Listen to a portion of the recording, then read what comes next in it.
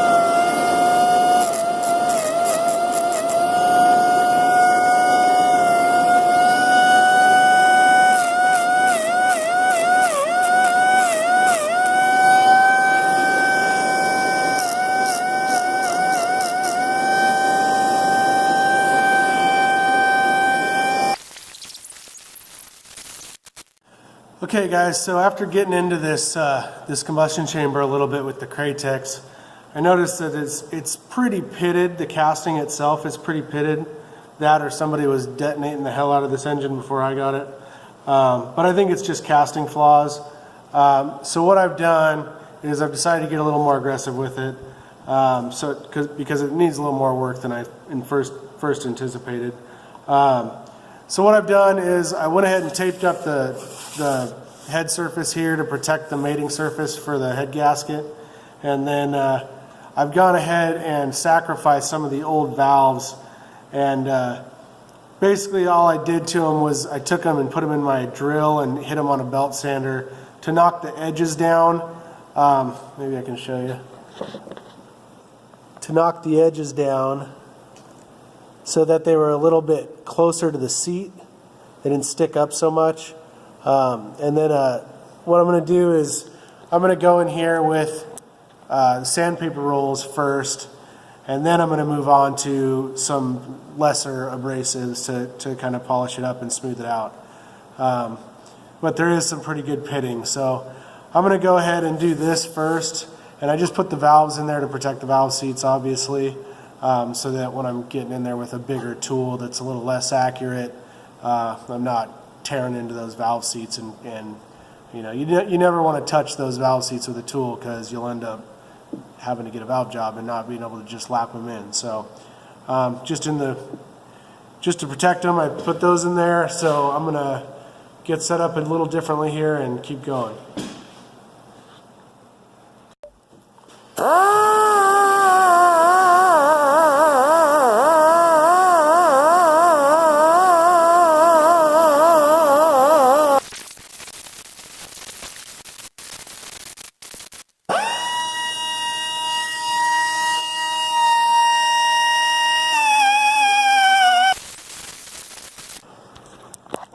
Alright, so making a lot quicker work of it now. You can see kind of what it looks like now.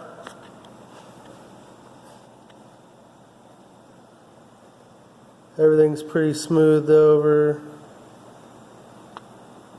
compared to a stock chamber.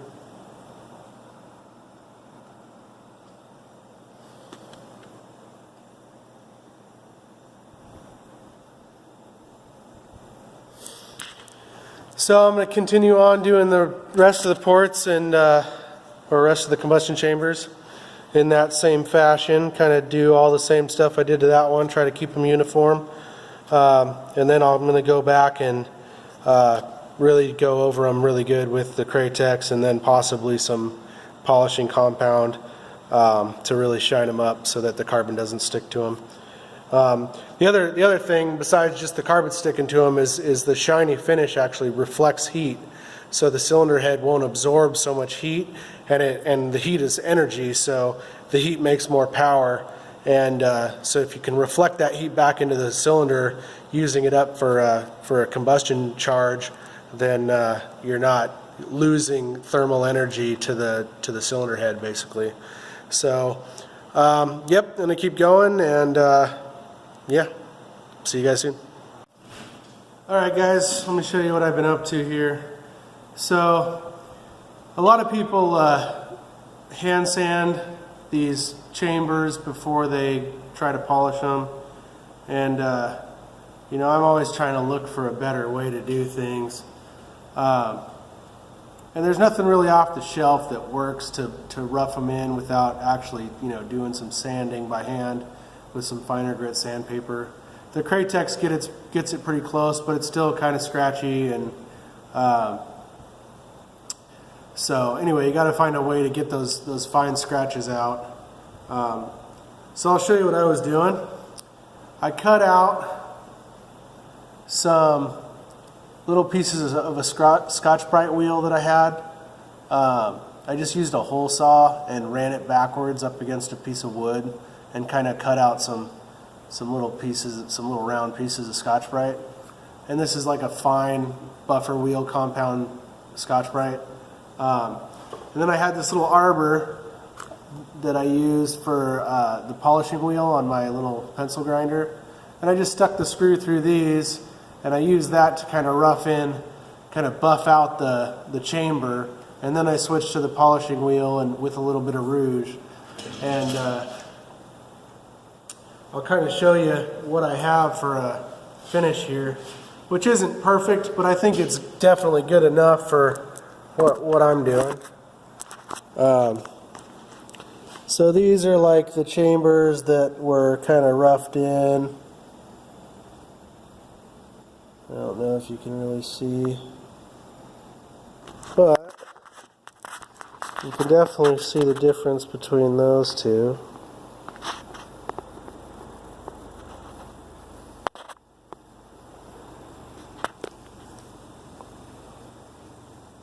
So it's pretty shiny.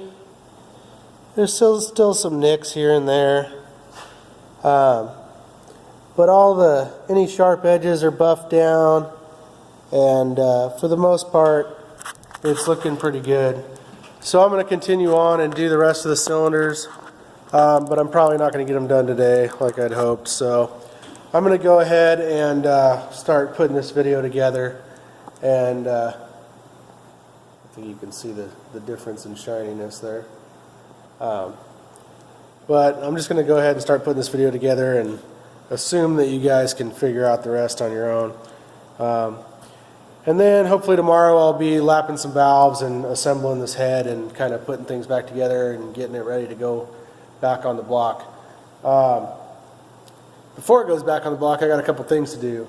So I was doing some reading, and I've always kind of been under the impression that the issues people have with the timing pulley that goes on the crank, a lot of people have issues with it kind of spinning and stripping out and losing time with the gears, with the cam gears. And I always kind of chalked that up to they didn't maybe install it correctly, and maybe didn't torque it correctly, weren't able to hold the flywheel or the crank still enough to torque it. And I had somebody suggest that maybe I should show how to drill and pin that, and I was like, I don't think I need to. And then I started doing some reading, and there's quite a few people that are pretty sure that they installed those things correctly and still had issues. So I think I am going to go ahead and pin that pulley to the crank, and it doesn't seem like it's something real hard to do. So pretty straightforward. I have all the tools here, and I'll go through showing you guys how I do that. You don't have to buy some fancy kit from some place. I truly think you could do it with a drill press and a hand drill. So I'll probably be using my manual mill to do it, but beyond that, I think that you guys could figure it out if you had a decent vise in a drill press, and then the hand drill. I think you could do it. So I'm going to go through how to do that, and then also I have another problem. Apparently it's pretty well known, but I didn't do enough research. So apparently the pins that locate the head to the block and the head gasket between there are different from the 2 liter to the 1.8. So the block has some pinholes that are, or at least one pinhole that's not really in the right location. The head has both locations, so theoretically I could use that. So my options are to poke another hole in the block that's in the right location, or figure out how to poke a hole in the head gasket that's in the right location for the 2 liter hole. So I have yet to figure out what I'm going to do there, but we'll cross that bridge also. So anyway, that's about it for now. Again, if you guys are liking these videos, learning something, yeah, go ahead and subscribe, and we'll see you soon.